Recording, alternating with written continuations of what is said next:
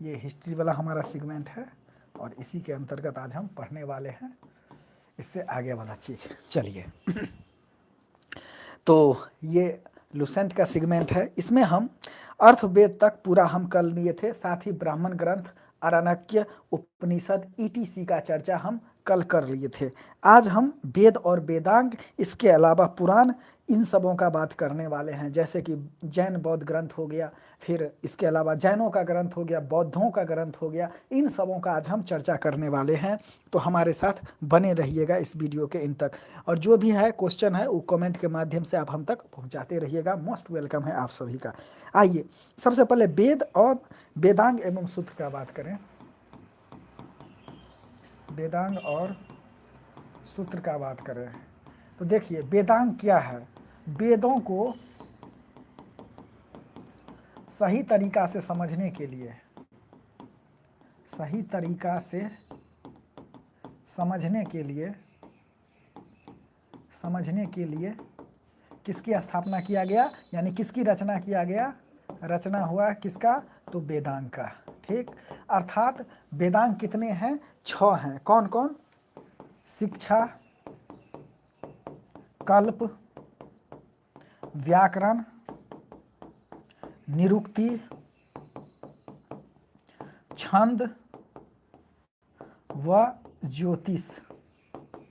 और ये क्वेश्चन पूछता है, कई बार प्रीवियस ईयर क्वेश्चन में पूछा है। अर्थात वेदांग क्या है, तो वेदों को सही तरीके से समझने के लिए वेदांग की रचना की गई, और वेदांग की संख्या कितनी है, ये है 6। कौन कौन, शिक्षा, कल्प, व्याकरण, निरुक्ति, छंद और ज्योतिष। इसका आप लोग याद रखिएगा। यहीं पे अगर हम बात करें शिक्षा का, तो देखिए शिक्षा का मतलब होता है शुद्ध उच्चारण। क्या होता है, शुद्ध उच्चारण। कल्म का मतलब होता है कर्मकांडीय विधि। कल्प का मतलब क्या होता है, कर्मकांडीय विधि। इसके अलावा निरुक्ति का मतलब होता है शब्दों की व्युत्पत्ति का शास्त्र, यानी कि इसका हम निरुक्ति का मतलब क्या सकते हैं, शब्द शास्त्र। क्या कह सकते हैं, शब्दों की उत्पत्ति का शास्त्र, यानी कि शब्द शास्त्र इसको हम कह सकते हैं। इसके अलावा छंद का मतलब देखें तो छंद और ज्योतिष। ज्योतिष तो आप जानते हैं, व्याकरण आप जानते हैं। छंद मतलब छोटा छोटा चीज जो होता है, छोटा छोटा चीज को हम क्या बोलते हैं, छंद। इसके बाद ज्योतिष जो जानते हैं, जैसे फलित ज्योति है, जैसे हाथ की रेखा है, ये सभी क्या आता है, ज्योति के अंतर्गत। ज्योतिष के व्याकरण के अंतर्गत कौन सा चीज आता है, व्याकरण के अंतर्गत जो कि भाषा को समझने के लिए और सही तरीका से लिखने के लिए उसका हम उपयोग, व्याकरण का उपयोग हम करते हैं, जो कि आप जानते हैं। तो अभी हम पढ़ रहे हैं वेदांग और सूत्र। तो वेदांग कितना है, शिक्षा, कल्प, व्याकरण, निरुक्ति, छंद और ज्योतिष 6 है। ठीक, आगे हम चलते हैं, आगे देखें तो यहाँ पे प्रमुख सूत्रकार है जैसे गौतम। अब हम सूत्र का बात करें, सूत्र का बात करें तो कई सूत्रकार हैं, कई सूत्रकार हैं। ठीक, उन सूत्रकारों का अगर हम बात करें तो जैसे हैं गौतम, इन्होंने धर्मसूत्र लिखा, बौधियान धर्मसूत्र लिखा, आप स्तंभ, इन्होंने धर्मसूत्र लिखा, विशिष्ट, इन्होंने धर्मसूत्र लिखा, सांख्यायन, इन्होंने गृहसूत्र लिखा, अश्वलायन, इन्होंने गृहसूत्र लिखा, जैमिनी मीमांसा सूत्र का रचना किया, पाणिनि व्याकरण सूत्र अष्टाध्यायी का रचना किया। और एक बात और है कि सूत्रों में गौतम धर्मसूत्र सबसे प्राचीन माना जाता है। तो सूत्रों में जो गौतम धर्मसूत्र है यह सबसे प्राचीन माना जाता है। तो यहाँ पे कुछ, फिर हमने बात किया सूत्र, इसके कई सूत्राकार हुए, जैसे कि गौतम का धर्मसूत्र जो कि सबसे प्राचीन माना जाता है, यह क्या है, तो यह सबसे प्राचीन माना जाता है। बौधायन का धर्मसूत्र, इसके अलावा आप स्तंभ का धर्मसूत्र, इसके अलावा देखें तो वशिष्ठी का धर्मसूत्र, फिर हम देखें तो सांख्यायन का गृहसूत्र, इसके बाद जैमिनी का मीमांसा और पाणिनि का अष्टाध्यायी, जो कि एक प्रकार का क्या है, एक प्रकार का व्याकरण का ग्रंथ है। तो इस तरह से आप हमने क्या देखा, तो आरण्यक को देखा, ब्राह्मण ग्रंथ को देखा, इसके अलावा फिर हमने किसको देखा, सूत्र को देखा और वेदांग को देखा। आगे हम चलते हैं पुराण। तो पुराण कई सारे पुराण हैं, जैसे कि आपका हो गया विष्णु पुराण, मत्स्य पुराण, वायु पुराण। अर्थात पुराणों की संख्या का हम बात करें तो पुराणों की संख्या कितनी है, पुराण, इसकी संख्या कितनी है, 18। पुराणों की संख्या कितना है, तो पुराणों का संख्या 18 है। पुराण का पाठ कौन करते थे? पुजारी मंदिरों में पुराण का पाठ करते थे, पुराण का पाठ करते थे। इस बात को आप याद रखिएगा। ये जो मत्स्य पुराण है यह सबसे पुराना पुराण है, इस बात को याद रखिएगा। मत्स्य पुराण सबसे पुराना पुराण है गया है। अग्नि पुराण, अग्नि पुराण को याद रखिएगा। इसमें क्या है तो राजतंत्र व कृषि के बात किया गया है। तो क्वेश्चन ऐसे ही दे देगा कि राजतंत्र और कृषि का बात किस पुराण में किया गया है, तो अग्नि पुराण में। क्वेश्चन ऐसे देगा कि सबसे पुराना पुराण कौन है, तो मत्स्य पुराण है। राजाओं की वंशावली किस पुराण में मिलती है, तो मत्स्य पुराण, वायु पुराण, विष्णु पुराण, ब्राह्मण पुराण और भागवत पुराण में राजाओं की वंशावली मिलती है। वेद पढ़ने और सुनने का अधिकार किसको नहीं था, तो शूद्र और स्त्री को नहीं था, लेकिन पुराण को यह सुन सकते थे। पुजारी जो है मंदिरों में पुराणों का पाठ किया करते थे। अधिकतर पुराण संस्कृत भाषा में लिखा गया था। पुराणों की संख्या कितनी है? 18 है और इसके रचयिता रोमहर्ष ऋषि है। इसके अलावा इसके पितृ जो है वह उग्रश्रावा जो है यह पुराण के रचयिता हैं। आगे चलते हैं। बौद्ध साहित्य, अब देखिएगा यहां पे क्या है, जातक। जातक, जातक में क्या है तो बुद्ध के पूर्व जन्म की कहानी है। बुद्ध के पूर्व जन्म की कहानी है, ठीक। का यह ग्रंथ है, हीनयान का ग्रंथ। इसका नाम है कथा बथु। यह किस में लिखा गया है? पाली भाषा में लिखा गया है। और कथा वस्तु किस में लिखा गया है? संस्कृत में लिखा गया है। इस बात को आप याद रखिएगा। इन दोनों का रचना किसने किया था? मोगलीपुत्र तिस ने किया था। कब? तो 3rd सेंचुरी BCE में किया था। इस बात को आपको याद रखना है। आगे हम चलते हैं जैन साहित्य।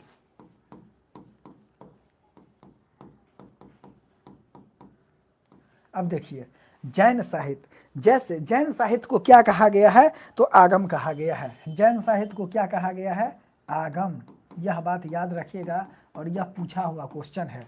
जैन साहित्य को क्या कहा जाता है? आगम, एज इट इज, इसको याद रखना है। कल्पसूत्र, कल्पसूत्र क्या होता है? प्रारंभिक इतिहास। प्रारंभिक इतिहास किसका? तो जैन का। जैनों का कल्पसूत्र के रचयिता कौन है? भद्र बाहु।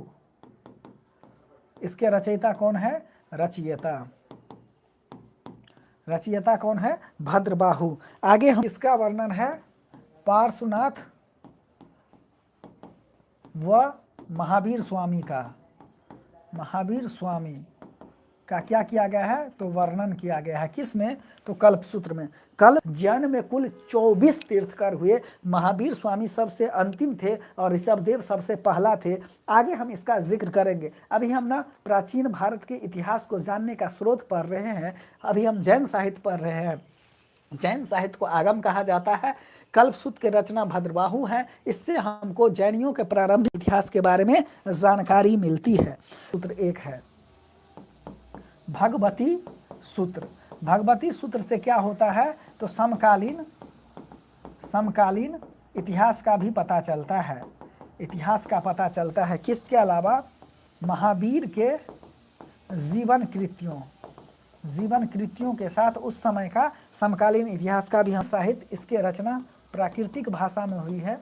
प्राकृतिक भाषा में हुई है। किसकी? जैन। 6th सेंचुरी BC में वल्लभी नगर अंतिम संस्करण, अंतिम रूप से संस्करण कहाँ हुआ है तो गुजरात के वल्लभी में हुआ है। इसके लेखक कौन है? चाणक्य। अर्थशास्त्र के लेखक। अर्थशास्त्र क्या है? 15 अधिकरण और 180 प्रकरण। 15 अधिकरण और 180 प्रकरणों में क्या है? शास्त्र क्या है? यह एक विधि ग्रंथ है। इस बात को याद रखना है। यही सब क्वेश्चन घुमा फिरा के बनता है। इसी को बार बार रिवीजन। मौर्य काल के इतिहास से हमको इसको पता चलता है। किससे? तो ये पता चलता है अर्थशास्त्र से। नाम है अर्थशास्त्र लेकिन है किसका? तो यह है विधि ग्रंथ, लॉ का पुस्तक है यह। कल्हण। इन्होंने किसका पुस्तक लिखा? राजतरंगिणी। कल्हण ने कौन पुस्तक की रचना किया है? राजतरंगिणी। ये कई बार क्वेश्चन पूछा हुआ है, आज इसको याद रखिए संस्कृत में। राजतरंगिणी इसका मतलब होता है राजाओं की नदी। इस बात को आप याद रखिएगा। राजतरंगिणी का मतलब 8 सर्ग। इस ग्रंथ में 8 सर्ग है जिन्हें तरंगों की संज्ञा दी गई। तरंगों की संज्ञा अर्थात राजतरंगिणी कल्हण के द्वारा लिखा गया है। राजतरंगिणी का मतलब होता है राजाओं का नदी, संस्कृत में लिखा गया है और इसमें 8 सर्ग है जिन्हें तरंगों की संज्ञा दिया गया है। यह प्रारंभ से लेकर के 12वीं सदी तक कहाँ के शासक का इतिहास है? तो कश्मीर के शासकों का इतिहास है। शासकों का इतिहास है।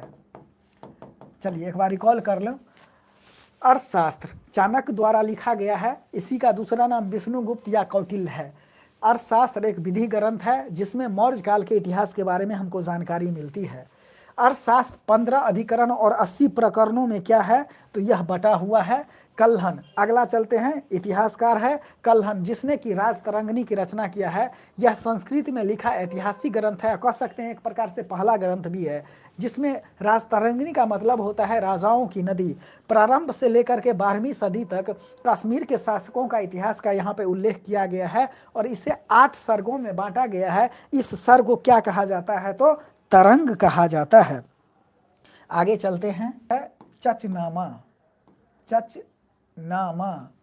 इससे क्या पता चलता है? अरबों द्वारा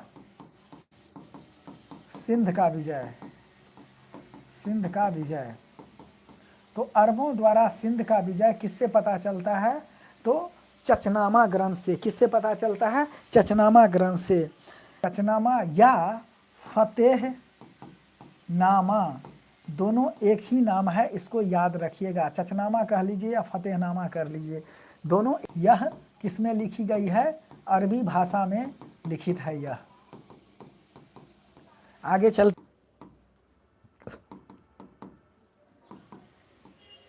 इसके लेखक है पाणिनि। इस संस्कृत भाषा व्याकरण की फर्स्ट पुस्तक, इसको याद रखना है। कौन? पाणिनि है। ये कौन है? ये लेखक है, इसको याद रखिएगा। अर्थात इससे क्या मिलता है? मौर्य युग से पहले की शासन व्यवस्था की जानकारी हमको देखने को मिलता है। जो ग्रंथ है इसमें फर्स्ट टाइम लिपि शब्द का प्रयोग हुआ है। इस बात को आप याद। कात्यायन, इसके पुस्तक का नाम है गार्गी संहिता। कात्यायन के पुस्तक का क्या नाम है? ज्योतिष ग्रंथ है। इस बात को आप यवन आक्रमण का उल्लेख इसमें मिलता है। पतंजलि, ये किसकी रचना की? महाभाष्य की। और इससे शुंगों का इतिहास। चलिए, तो जो हम पढ़े हैं उसका एक बार हम रिवीजन कर लेते हैं। तो कात्यायन की गार्गी संहिता जो कि एक ज्योतिष ग्रंथ है, इससे यमन आक्रमणों का भी उल्लेख मिलता है। पतंजलि के महाभाष्य से शुंगों के इतिहास के बारे में हमको जानकारी मिलता है। इसके पीछे चलें तो अष्टाध्याय जो कि पाणिनि के द्वारा लिखा गया है, मौर्य युग से पहले की शासन व्यवस्था के बारे में जानकारी देता है और फर्स्ट टाइम इसमें लिपि शब्द का प्रयोग किया गया था। ये जो है अष्टाध्याय, इसमें संस्कृत भाषा और व्याकरण की पहली पुस्तक है। ये कई बार क्वेश्चन में पूछा है, अर्थात संस्कृत भाषा और व्याकरण की पहली पुस्तक का नाम क्या है? तो इस पहली पुस्तक का नाम है अष्टाध्याय। इस बात को याद रखिएगा। फिर हमने बात कहा चचनामा, या इसी को फतहनामा कहा जाता है। चचनामा में मुख्य रूप से अरबों द्वारा सिंध का जो विजय किया गया था उसके बारे में जानकारी मिलती है। यह अरबी भाषा में लिखा गया था और उस समय वहाँ पे शासक थे नसरुद्दीन कुबाचा। समय है 1226 ईस्वी का और उसी के शासनकाल में अली बिन अबू बकर कूफी के द्वारा चचनामा का फारसी में अनुवाद किया गया। इसके द्वारा फारसी में अनुवाद किया गया। फिर अंग्रेजी व सिंधी में अनुवाद करने का श्रेय किसको दिया जाता है?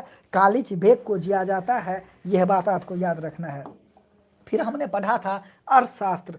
अर्थशास्त्र जिसकी की रचना चाणक्य ने किया था, इसी को विष्णुगुप्त या कौटिल्य के नाम से जाना जाता है। अर्थशास्त्र क्या है? तो एक प्रकार का विधि ग्रंथ है और मौर्य काल के जो इतिहास है, शासन प्रणाली है, उसके बारे में जानकारी मिलता है। अर्थशास्त्र कुल 15 अधिकरण और 180 प्रकरणों में बांटा हुआ है। कल्हण की राजतरंगिणी का बात करें तो यह कश्मीर के शासक के बारे में हमको जानकारी देता है, अर्थात प्रारंभ से लेकर के 12वीं सदी तक कश्मीर के शासक का क्या इतिहास रहा। इस राजतरंगिणी का मतलब होता है राजाओं का नदी। यह संस्कृत में लिखा गया एक ग्रंथ है। इसके 8 सर्ग होते हैं। इस सर्ग को तरंगों की संज्ञा दिया जाता है। यह बात आपको जानकारी में होना चाहिए। आगे चलें, हम जैन साहित्य का बात करें तो जैन साहित्य को हम आगम कहते हैं, ठीक। और अंतिम रूप से जो जैन ग्रंथ की रचना हुआ है प्राकृतिक भाषा में, अंतिम अधिकरण 6 सेंचुरी बीसी वल्लभी नगर में हुआ था। जैन साहित्य को हम आगम कहते हैं। कल्पसूत्र जिसकी की रचना भद्रबाहु ने की थी, प्रारंभिक इतिहास जैनियों का हमको बताता है। इसके अलावा कल्पसूत्र से पार्श्वनाथ और महावीर स्वामी के बारे में हमको जानकारी मिलती है। भगवती सूत्र से समकालीन इतिहास 6 सेंचुरी बीसी से पहले का, साथ ही साथ महावीर के जीवन कृत्यों के बारे में जानकारी हमको मिलता है, ठीक। अमूमन क्या हुआ था कि 6 सेंचुरी बीसी में हम देखते हैं कि बहुत सारे क्या हुए थे, तो वैदिक कर्मकांडीय व्यवस्था बढ़ गई थी और 16 महाजनपदों का उदय हुआ था। 16 महाजनपदों का बात करें तो अंग, मगध, काशी, बस, कौशल, सुरसेन, पांचाल, कुरु, चेदी, अवंती, गंधार, कंबोज, अस्मक, बज्जी, मल और मत्स्य, इन 16 महाजनपदों में हम देखते हैं कि ज्यादातर जनपद जो थे वो जैन धर्म और बौद्ध धर्म को मानने लगे थे। उनकी स्वीकारता बढ़ गई थी। अर्थात भगवती सूत्र से हमको क्या मिलता है? यही भगवती सूत्र जो है किसकी बारे में जानकारी देता है? तो 16 महाजनपदों के बारे में भी जानकारी देता है। तो समकालीन इतिहास के साथ साथ महावीर के जीवन कृत्यों के बारे में भी इससे हमको जानकारी मिलता है। फिर हमने बौद्ध ग्रंथ के बारे में कहा कि बौद्धों के जो इतिहास होते हैं और बौद्ध के जो पूर्व जन्म की कथाएं किसमें वर्णित है, तो जातक कथाओं के अंतर्गत हम सीखते हैं। एक है हीनयान ग्रंथ जिसकी रचना मोगलीपुत्तिस ने 3rd सेंचुरी बीसी में किया था। बीसी मतलब बिफोर क्राइस्ट, ईसा के जन्म से पूर्व। तो यहाँ पे कथा बथु, याद रखिएगा, कथा बथु पाली भाषा में लिखा गया और कथा वस्तु संस्कृत भाषा में लिखा गया। याद रखिएगा क्या हम कह रहे हैं, एक है कथा वथु पाली में और कथा वस्तु संस्कृत में लिखा गया। फिर हमने पुराण के बारे में पढ़ा। पुराण 18 पुराणों की संख्या 18 है। इसके रचयिता लोमहर्ष ऋषि और इसके बेटे का नाम है उग्रश्रावा। इन्होंने पुराणों की रचना किया था। सबसे पुराना पुराण है मत्स्य पुराण, ठीक। अग्नि पुराण में राजतंत्र एवं कृषि के बारे में हमको चर्चा मिलती है। राजाओं की वंशावली का बात करें तो मत्स्य पुराण, वायु पुराण, विष्णु पुराण, ब्राह्मण पुराण और भागवत पुराण में राजाओं का क्या मिलता है, तो वंशावली मिलता है। इसके अलावा अधिकतर जो पुराण है वह संस्कृत भाषा में लिखे गए हैं। इसके अलावा वेद पढ़ने का अधिकार स्त्री और शूद्रों को नहीं था, जबकि पुराण जो है वह स्त्री और शूद्र सुन सकते हैं। अगर वेद का मंत्र अगर कोई स्त्री या फिर कोई शूद्र सुन लेता था तो उसके कान में शीशा पिघला के डाल दिया जाता था। ये है हमारा मनुस्मृति, ये है हमारा क्या कहते हैं, तो पुराना परंपरा, जिसको कि अब ध्वस्त होने में ही ज़्यादा बेहतर है। क्योंकि ये कहाँ का नियम है कि भाई कोई वेद सुन लेगा तो उसके कान में शीशा पिघला के डाल दीजिए। खैर, तो ये पुराण जो है, पुराण पढ़ सकता है, सुन सकता है कौन? स्त्री और शूद्र। पुजारी मंदिर में पुराणों का पाठ करते थे। तो इन सभी बातों का आपको याद रखना है।